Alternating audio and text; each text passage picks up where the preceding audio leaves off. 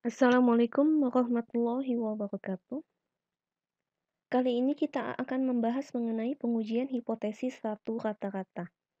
Jadi di sini kita akan melakukan pengujian hipotesis dari satu kelompok sampel saja. Di mana di sini tujuannya itu adalah untuk menguji apakah nilai dugaan mengenai populasinya itu berbeda secara nyata atau tidak dengan rata-rata dari data sampel yang kita kumpulkan. Di sini ada contoh kasus yang pertama. Sebuah majalah A menyebutkan bahwa kata-kata usia direktur utama bank di sebuah kota adalah 41 tahun. Jadi ada dugaan mengenai kata-kata usia direktur utama bank. Di sini kita akan mencoba mengecek dugaan tersebut. Maka kita lakukan pengumpulan data, di mana data ini kita kumpulkan dengan menggunakan teknik sampling acak. Di sini dipilih sebanyak 41 direktur utama bank di kota tersebut. Ya, di sini kita asumsikan bahwa usia direktur utama bank ini berdistribusi normal. Kita diminta untuk melakukan pengecekan atau pengujian hipotesis itu dengan syarat nyata atau tingkat signifikansi atau yang disimbolkan dengan alfa, yaitu 5%. Kesimpulan apa yang bisa kita ambil? Nah, setelah dikumpulkan, diperoleh 11 direktur utama bank, di mana usianya itu adalah 40, 43, 44, 50, 39, 38, 51, 37, 55, 57, 41. Nah, untuk menyelesaikan atau melakukan pengujian hipotesis satu kata-kata ini, yang pertama itu kita perlu menentukan bentuk hipotesis ujinya atau bentuk hipotesis statistiknya. Untuk menentukannya, kita lihat di sini bunyi dari dugaannya. Bunyi dugaannya itu adalah kata-kata usia direktur utama bank di sebuah kota adalah 41 tahun. Di sini yang akan kita cek, hipotesis yang akan kita cek itu, atau dugaan yang akan kita cek itu adalah apakah benar kata-kata usia direktur utama bank itu 41 tahun ataukah tidak.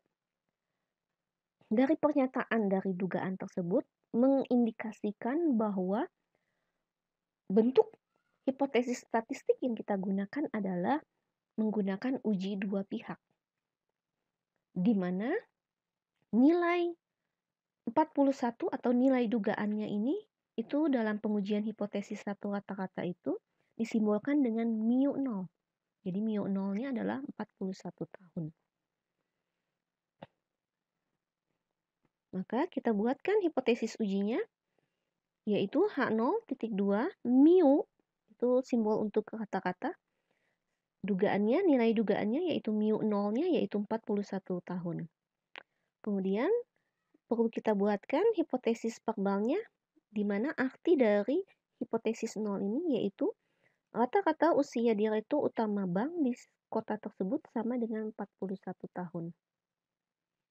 Nah, jadi dugaannya itu adalah karena dia mengandung makna sama dengan, maka kita simpan di H0.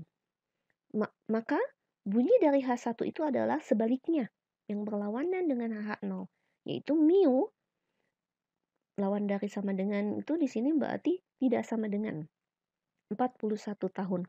Atau dengan kata lain dalam hipotesis verbal dikatakan bahwa kata-kata usia direktur utama bank di kota tersebut bukan 41 tahun. Jadi ini ya. Jadi kita akan mengecek apakah memang benar sama dengan 41 tahun ataukah bukan 41 tahun. Jadi ini adalah uji dua pihak. Selanjutnya, tahap kedua adalah kita menghitung nilai statistik ujinya. Di mana untuk pengujian hipotesis satu kata-kata ini, statistik ujinya adalah kita hitung sama dengan X bar, ini kata-kata dari data sampelnya, dikurangi dengan mu 0, yaitu nilai dugaannya tadi, kemudian dibagi dengan S, adalah simpangan baku untuk data sampel, dibagi dengan akar N, yaitu banyaknya data. Kita masukkan, kita butuh, di sini kita lihat, kita butuh nilai X bar kata-katanya. Untuk kata-katanya maka kita cari dulu, di mana rumusnya adalah, karena ini adalah data tunggal, maka rumusnya adalah sigma XI dibagi N. Jika datanya data berkelompok atau data dalam bentuk tabel frekuensi, maka kita gunakan sigma FI XI dibagi sigma FI. Maka di sini kita butuh nilai sigma XI. Sigma XI ini adalah jumlah dari data ini. Jadi 40 tambah 43 tambah 44 dan seterusnya sampai dengan ditambah dengan 41. Nah, di sini kita bisa dengan bantuan Excel ataupun bisa juga menggunakan kalkulator. Kita butuh jumlah dari nilai X ini ya. Maka kita jumlahkan. Caranya untuk kalau di Excel itu adalah sum, jumlahkan semuanya ini, kita jumlahkan sampai nilai yang kita inginkan. Kita dapat nilai 495. Kita masukkan nilai jumlah dari XI-nya 495 dibagi dengan 11. Hasilnya adalah 45. Ya, ini dengan kalkulator kita peroleh hasil 45. Selanjutnya kita masukkan ke sini nilai X bar-nya, maaf. Nilai X bar-nya atau kata-katanya yaitu 45. Kemudian dikurangin dengan mu 0, tadi mu 0 itu adalah nilai yang diduga yaitu 41. Kemudian dibagi dengan S. S itu adalah simpangan baku, di mana rumus untuk simpangan baku dari data tunggal itu adalah akar dari N sigma XI kuadrat dikurangi dengan sigma XI dikuadratkan, dibagi dengan N dikali N-1.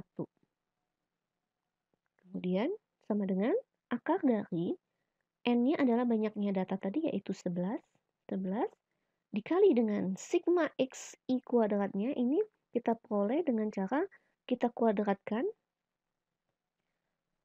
data-data ini, masing-masing data-data ini, kemudian baru kita jumlahkan. Nah, kita bisa menghitung dengan kalkulator ataupun bisa juga dengan bantuan Excel. Jika menggunakan Excel, itu caranya yaitu sama dengan nilai 40 ini akan kita kuadratkan, maka untuk kuadrat itu simbolnya adalah topi, dikuadratkan 2. Ya, kita peroleh hasil 1600. Untuk selanjutnya bisa tinggal kita lakukan hal yang sama ataupun bisa juga langsung kita tarik seperti ini sehingga nilainya kita sudah dapat. Maaf. Hanya sampai sini saja ya. Kemudian untuk berikutnya sama dengan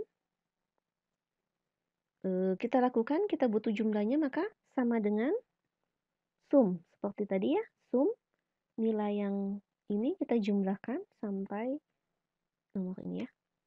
Ya, hasilnya adalah 22.775. Nilai ini kita masukkan ke sini. Kemudian dikurangi dengan sigma XI. Tadi kita sudah dapat di sini sigma X. Kita sudah dapat 495, kita kuadratkan. Kemudian dibagi dengan N-nya 11 dikali dengan 11 min 1.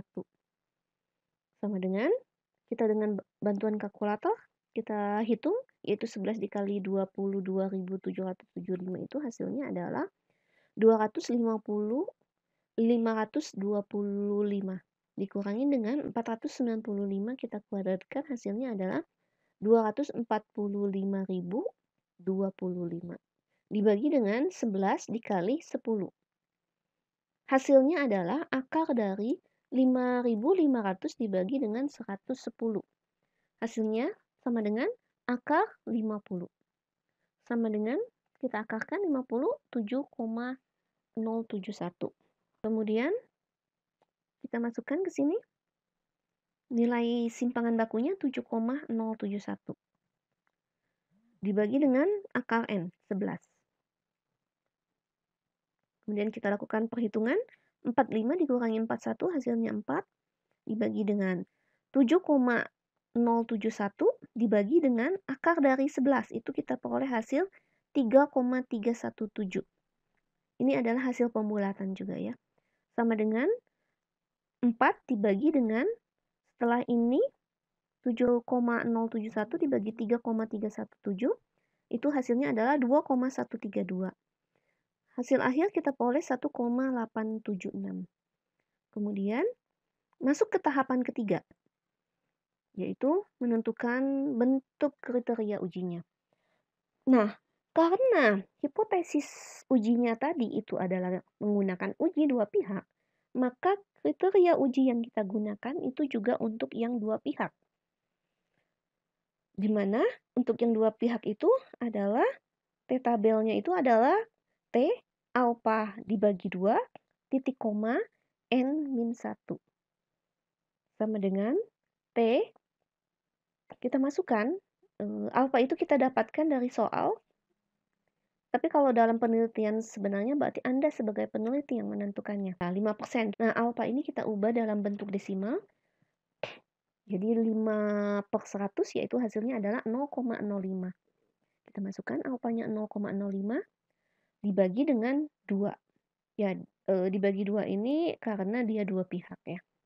Kemudian N-nya itu 11 min 1. Jadi kita peroleh T 0,025 titik koma 10. Untuk memperoleh nilai T tabel ini, kita lihat di tabel distribusi T student. Nah, ini tabel distribusi T student.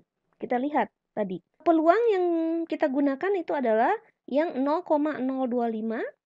Kemudian dB-nya atau yang disebut dengan derajat bebasnya itu adalah 10. Kita tarik garis, yaitu kita ketemu di angka 2,228. Nilai T tabelnya itu adalah 2,228. Berikutnya, ketentuannya untuk kriteria uji dua pihak itu, kita bisa menerima H0 itu apabila nilai T hitung ini dia berada di antara minus T tabel dan positif T tabel. Kita masukkan nilai tabelnya, kita ganti dengan nilai yang sudah kita peroleh yaitu 2,228. Jadi, kriteria ujinya itu adalah H0 diterima jika minus 2,228 lebih kecil T hitung lebih kecil 2,228. Atau dengan kata lain, bahwa kita dapat menerima H0 ini apabila nilai T hitung hasil ini, hasil yang kita peroleh ini, nilai T hitung kita ini, dia berada di antara minus 2,228 sampai dengan 2,228. Nah, lebih mudahnya untuk kriteria uji ini, kita buatkan kurvanya. Kita buatkan kurvanya, bentuknya seperti ini, di mana karena dua pihak, maka daerah yang diarsir ini ada 2, yaitu yang disebut dengan daerah penolakannya ini ya. Ada 2 sisi. Nah, kita simpan nilai min 2,228 ini yang di sebelah kiri.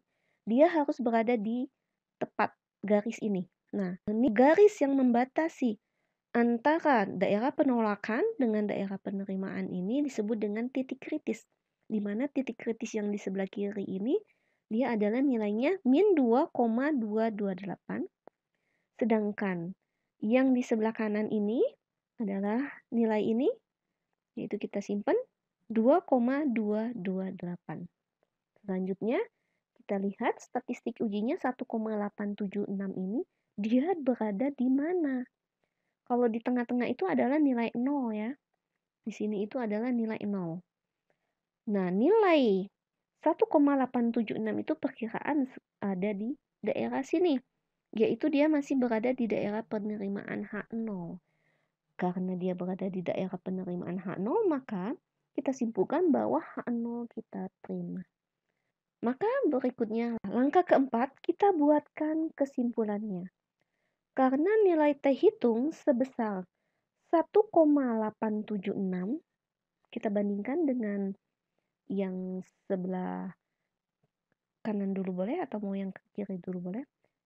Misalnya dengan yang kanan, itu karena posisinya dia berada di sebelah kiri, maka 1,876 ini dia lebih kecil dari 2,228. Kemudian kita bandingkan dengan yang ini. Dia kan 1,876 ini dia ada di kanannya, maka 1,876 ini dia lebih besar daripada min 2,228. Atau dengan kata lain berada di daerah penerimaan H0. Maka H0 kita terima pada tingkat signifikansinya, yaitu tadi kita gunakan adalah alfanya 5%. Apa makna dari H0 diterima itu? Dengan H0 diterima itu artinya bahwa kita lihat di bunyi dari hipotesis tadi. H0 diterima, maka bunyi hipotesisnya itu adalah rata-rata usia direktur utama bank di kota tersebut adalah sama dengan 41 tahun. Jadi kesimpulannya bahwa rata-rata usia direktur utama bank di kota tersebut 41 tahun. Atau dengan kata lain, bahwa pernyataan dari majalah A tersebut bisa kita terima. Demikian pembahasan mengenai pengujian hipotesis satu rata-rata. Wassalamualaikum warahmatullahi wabarakatuh.